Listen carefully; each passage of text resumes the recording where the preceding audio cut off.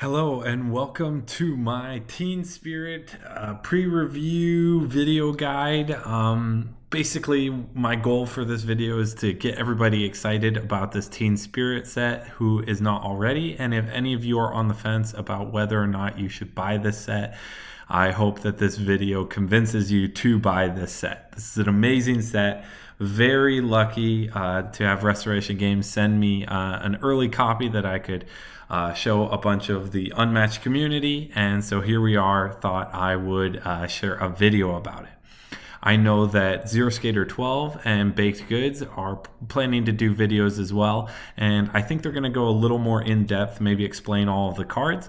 And so my goal with this is to do a relatively spoiler free or spoiler light kind of analysis of should you buy this, and then kind of talk about the meta of where I think these fighters will be. I'm a competitive player, so I always like thinking about that with these fighters. But even then, if that is not at all on your consideration or on your radar, this is a must-buy set in my opinion, even if you care nothing for these characters. So without further ado, let's hop right into it. So as we can see, I already have a character card pulled up.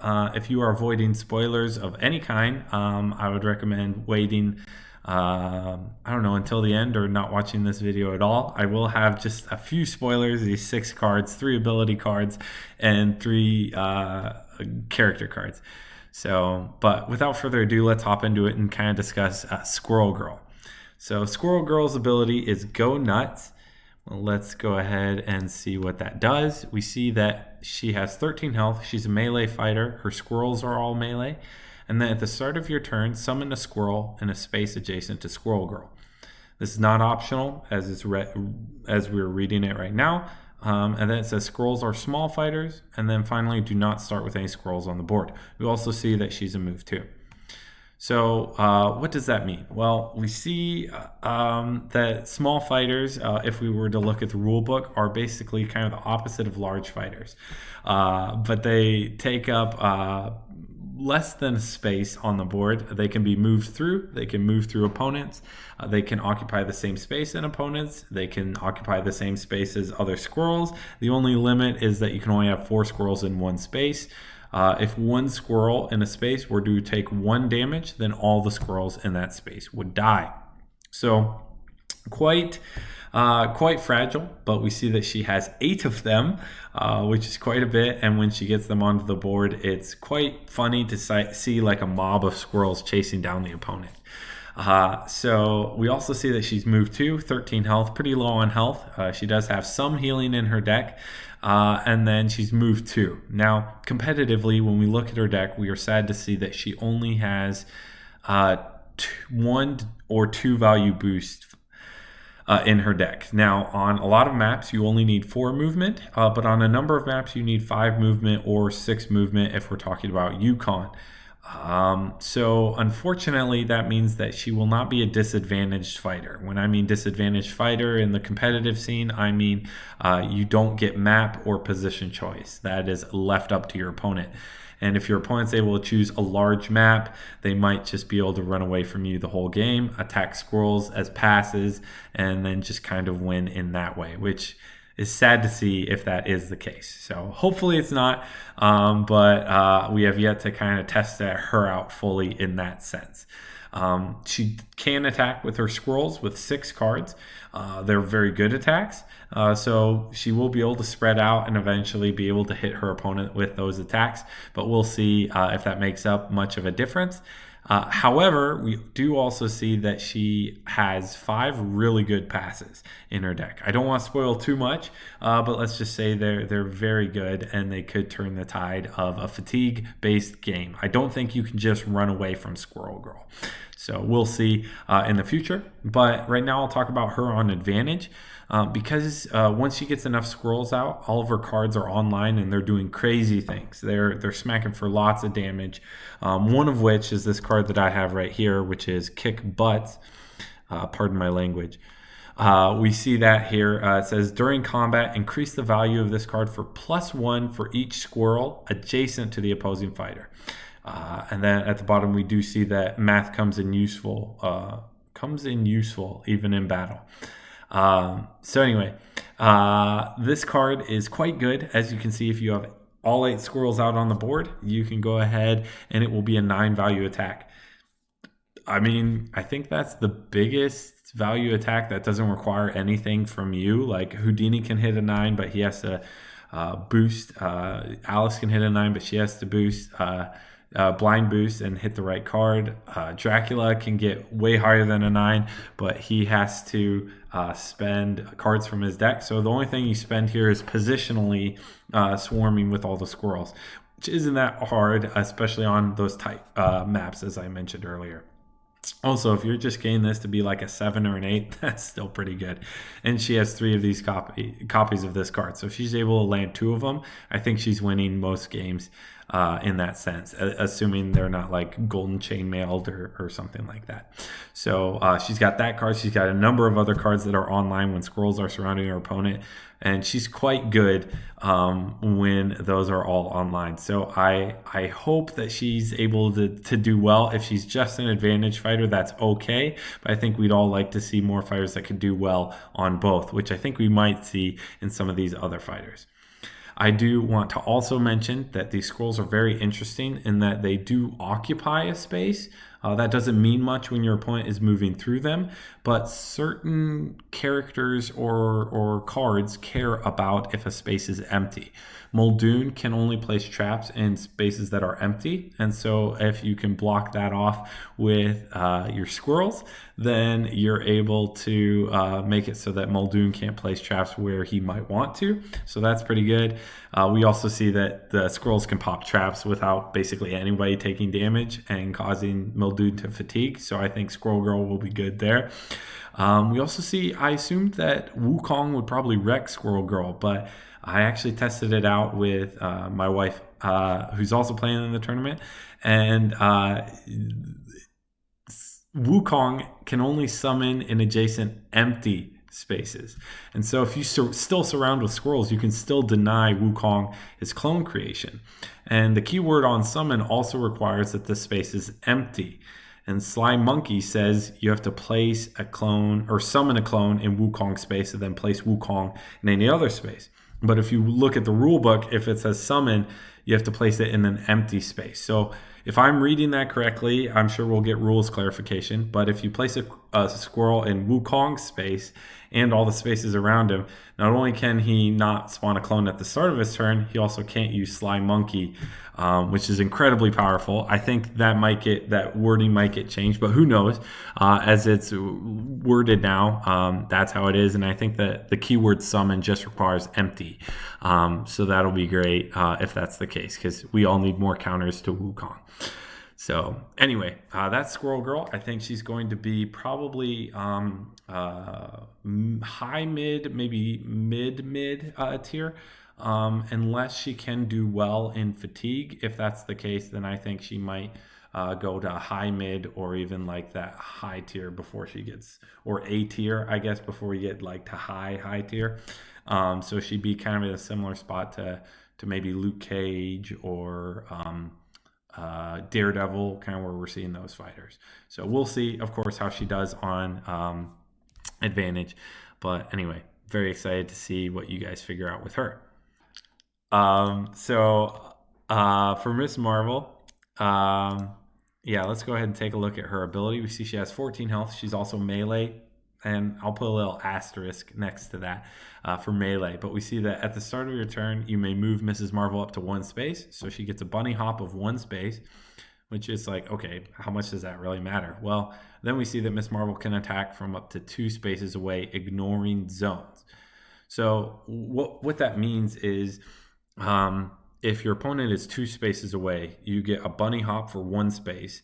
And so there's 1 space between you and your opponent, and you can attack up to 2 spaces away. So you will be able to hit them in that space. So that's incredibly good. Now, also, because of that, that's basically you're able to attack from 2 spaces away at the beginning of your turn. So if you take a single maneuver, you'll then be able to attack anybody that has a distance of 4 spaces away from you. So it'd be like if you were able to maneuver for 4 spaces and then attack somebody, but without having to boost at all because of your ability and your your bunny hop at the beginning. And so basically, one, we always look at any of these fighters and say, can they get Yukon? And the Yukon death loop is a huge loop around the map of Yukon. And if your opponent wants it to be that way, they can always be 6 spaces away. And sometimes they can just run away from opponents indefinitely. But we look at Miss Marvel. She's got a number of 2 boosts.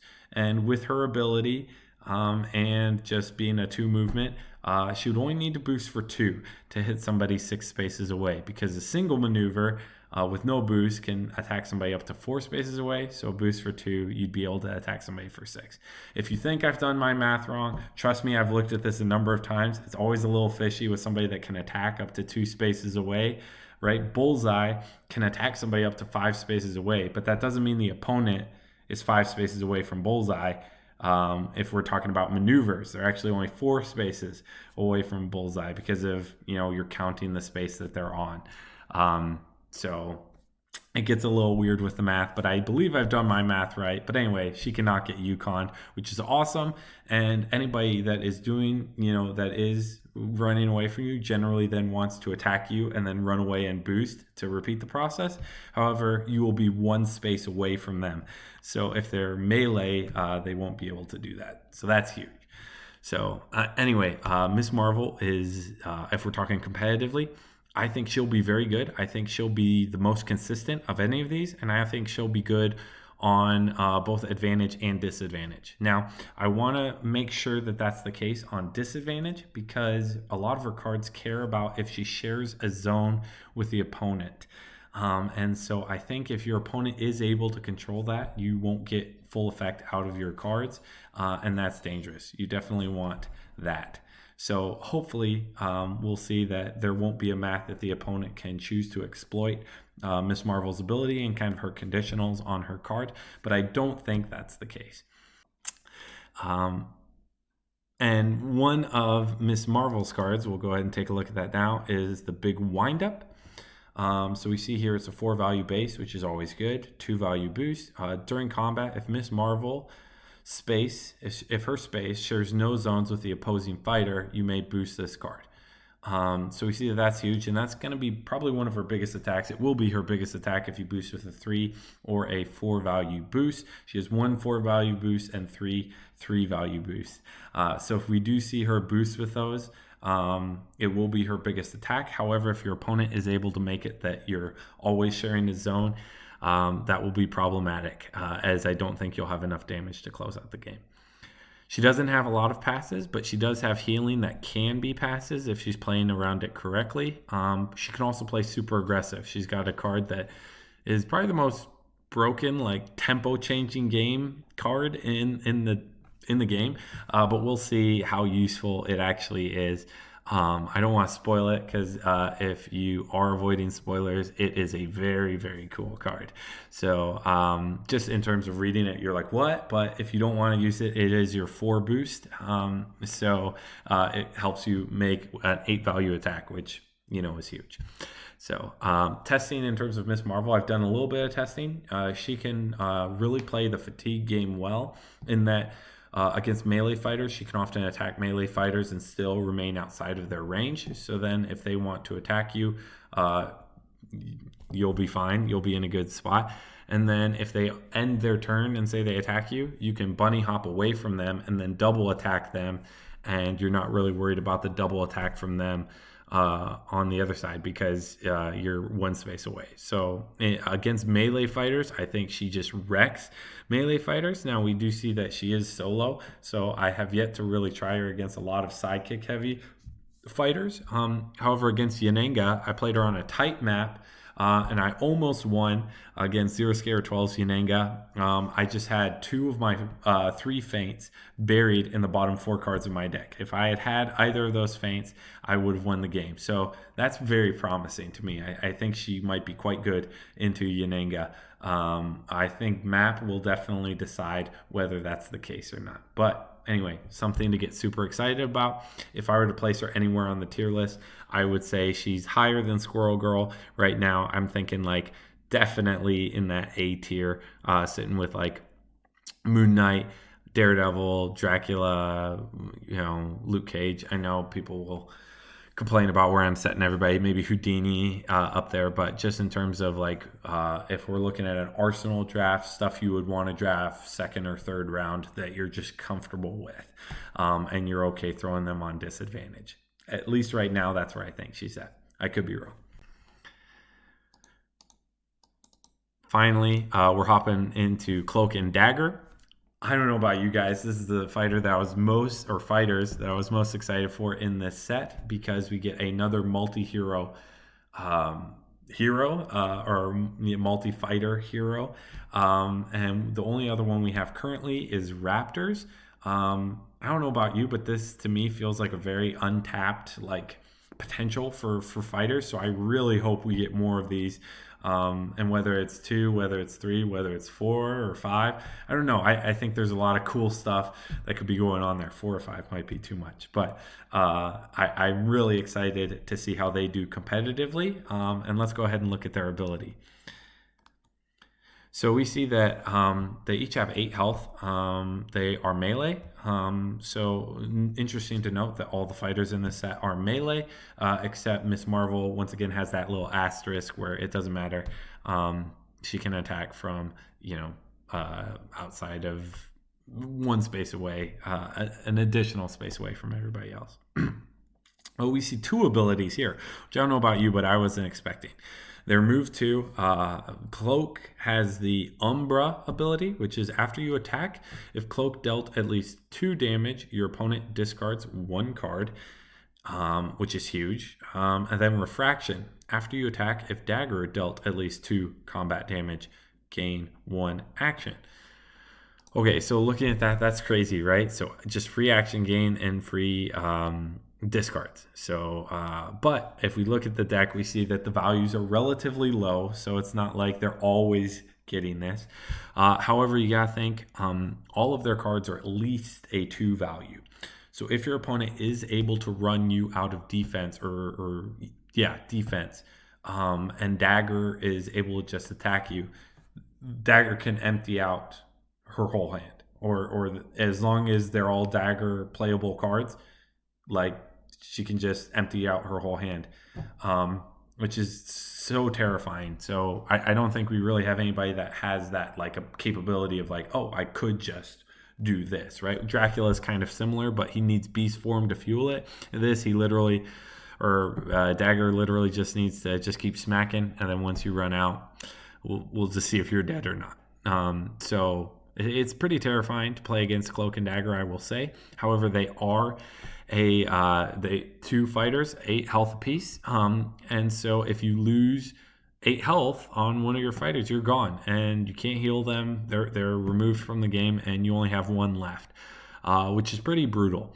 I think you generally will probably lose most games where that's the case. So you really got to worry about that, and you want to balance out the health between 2 of them, which can be hard if your opponent is targeting one of them. When we first started playing, I was originally in the camp of always killing Cloak first because Cloak has some bonkers good cards. But I think you might want to kill Dagger first because Cloak doesn't really have any way of winning the game afterwards, at least in my opinion. Yes, he's got discards, which stink, but he's not really able to close gaps because he's only a 2 move with only 4 3 boosts in the deck, so it's very hard to catch up to you. And he doesn't have any action gains if Dagger is dead. And so because of that, I think if you are able to kill Dagger, there's not really this fear of, oh, I just die here. So I could be wrong. The discards are really annoying to deal with, but I don't think they're great in fatigue. So we'll see. There is a scary part about taking Dagger out early, is that she might just smack you for really big damage right before she dies, which could be scary. But just something on the multi-hero kind of fighter that we're getting. They did an amazing job with this. They did an amazing job. For those of you that like Jekyll and Hyde, but don't like playing Jekyll and Hyde, you kind of get this thing where you're just stuck with the hand that you get, and half of them are Jekyll cards, half of them are Hyde cards. In the Cloak and Dagger deck, almost every card is an any card except for 4 cards.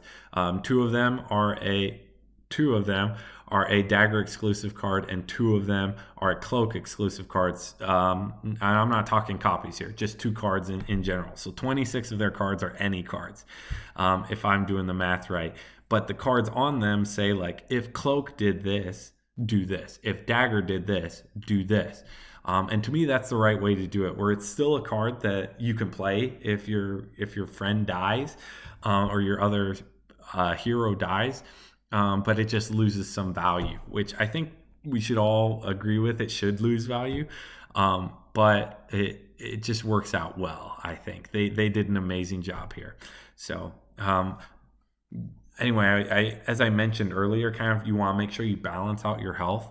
One way you can do that is with this scheme, which is an amazing scheme.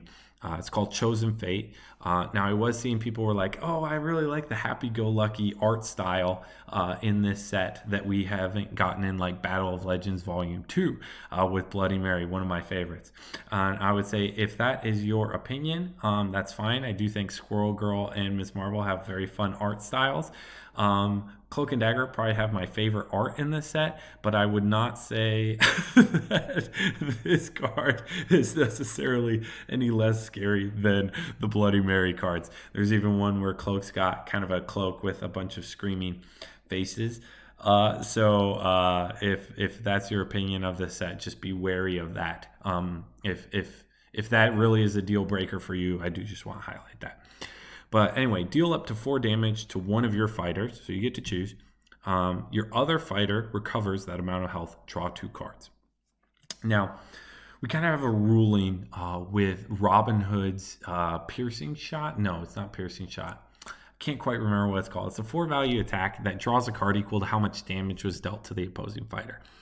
If you attacked a 1 health sidekick and they took it undefended, one would argue that, well, it only took 1 damage, so I only draw 1 card. However, 4 damage was dealt. It was just overkilled, and so you'll still draw the 4 cards. This was unbeknownst to me in one game that I was playing, and I lost the game because I just drew 4 cards. However, with how that ruling has been defined, looking at this, I believe you can deal 4 damage to your 1 health Dagger. She'll die, but then you heal 4 damage on Cloak. So it's kind of a way to net some health if you're close to having Dagger die. I would only recommend doing this if Cloak is also really low. If Cloak is pretty high, maybe at a 6 or a 7, I could see taking 2 health off of Cloak to go ahead and give it to Dagger if you're not really worried about an opponent being able to kill you, over whatever defenses you have.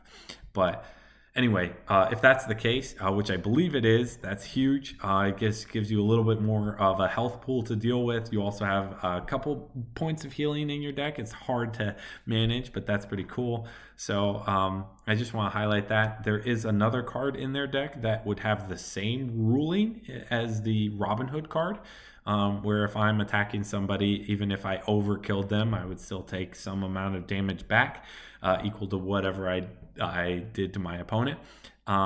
So unless that ruling is going to change, I think this will net you health, which is very cool. We do see that this is the only scheme, and it draws you 2 cards. So it's not great in fatigue, but once again, you're just trying to kill the opponent. You're not really worried about fatigue.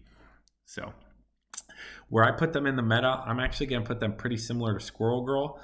It depends on how well they can do at disadvantage, but I think there are probably too many people that can just easily kill one of them and then have an easy time afterwards.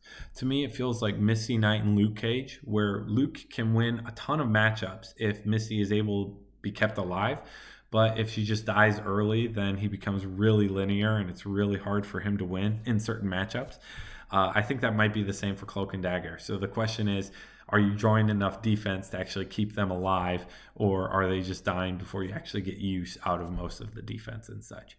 From my few plays from it, it's character specific. I think they'll be very good. But for example, I think Genie and Houdini wreck them because Houdini can obviously rip out a really good defense for you and smack really big. Then just a couple misdirections here or there and you're dead. Genie can also get rid of a lot of cards in your hand, and then go ahead and just smack you with a couple undefended hits, and that's game. So against both of them, you'll have to play a lot differently. I think they can be played dynamically. Once again, they're the fighter that I've played the least of in this set, but I'm kind of most excited to see where they end up. But I'm currently going to place them mid tier, where they'll be in kind of counter picky range, where you just, okay, I don't want them against X, Y, and Z, but I'd be fine with them into A, B, and C. So I think that's where they'll end up. So closing thoughts, this is an amazing set. I would highly recommend anybody pick it up. If this is your first Unmatched set, it's great. The balance in this set feels great. Cloak and Dagger, I think, might do really well into Squirrel Girl, just because they can get their ability to trigger for free off of squirrels oftentimes. But the set feels really good. The map, I actually love the layout of the map. The item tokens are a little crazy. One healing you for 3 is kind of nuts, but the other two feel like okay, and they feel like what item tokens should be, in my opinion. Not really meta warping where you're trying to get to those necessarily. So really cool. I would highly recommend everybody buy this set. And if you do it from Restoration Games website, you will get a foil card of a number of special cards from each of the, or one foil for each of the fighters. And I would highly recommend doing that. The foil cards are so cool. I play with them in my decks when I can, and it just kind of adds to the experience. So if you're on the fence, I hope this video convinced you to buy this. If you are in the competitive meta like me, let's play some games and record them and see where these guys end up. But thank you guys for watching, and I will see you guys next time.